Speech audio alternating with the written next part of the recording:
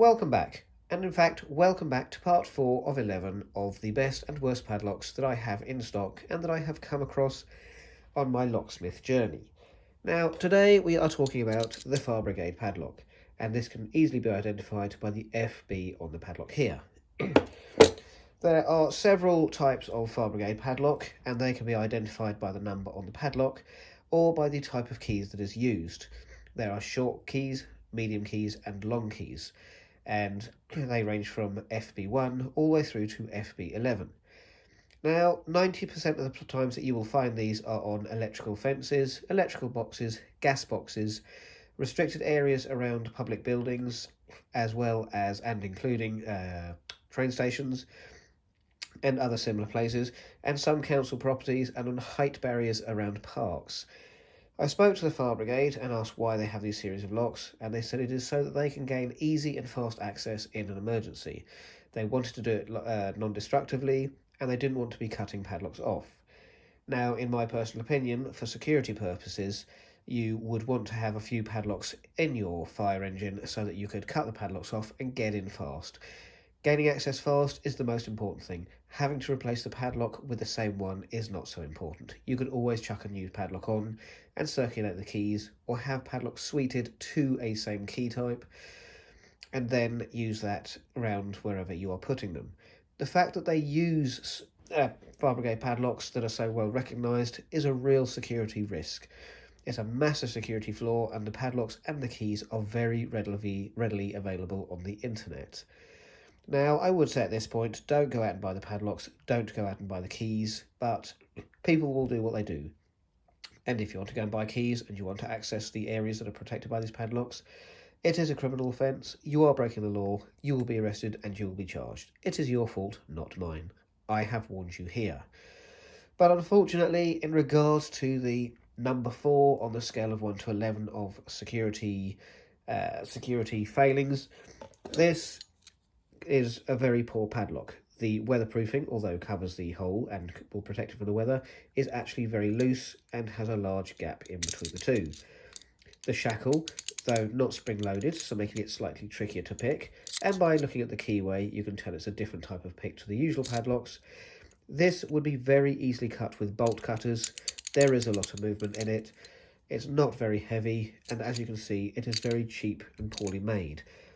So, although it is good, this padlock here, for example, which is slightly bigger, not too much bigger, weighs twice as much as the Fire Brigade padlock. It's solid brass with a hardened shackle, and of course it's mine. But unfortunately, the Fire Brigade, when I spoke to them, said access is their priority.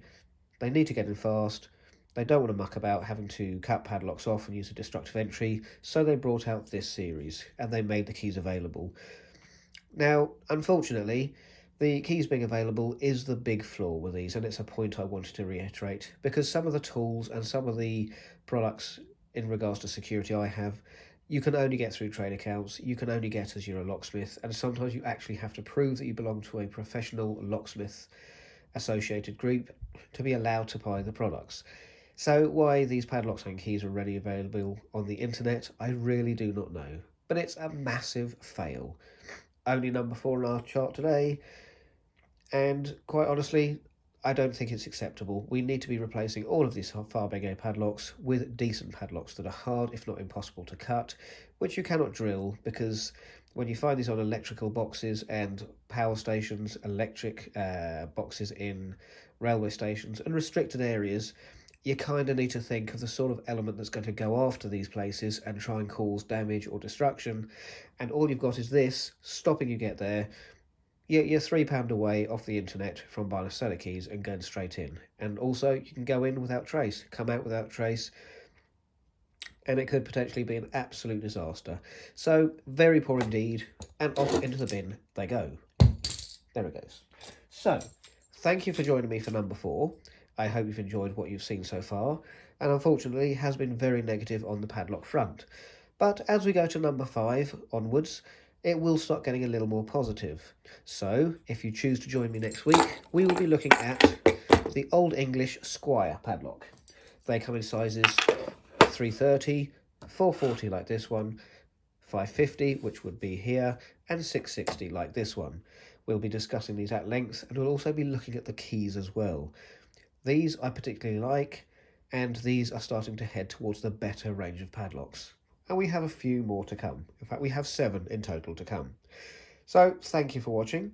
I hope you've enjoyed what you've seen here today, and if you have, please feel free to subscribe, and do hit the like button so I know that it is something you like watching and something you'd like to see more of. Do also feel free to leave comments below, whether they're positive or negative. They are always welcome, because the only way for me to appreciate what you like and what you dislike and what you want to learn more of and see less of is to leave me a comment. So feel free, all comments are welcome. And once again, thank you very much for joining me for part 4 of 11 of the best and worst padlocks that I have and would recommend.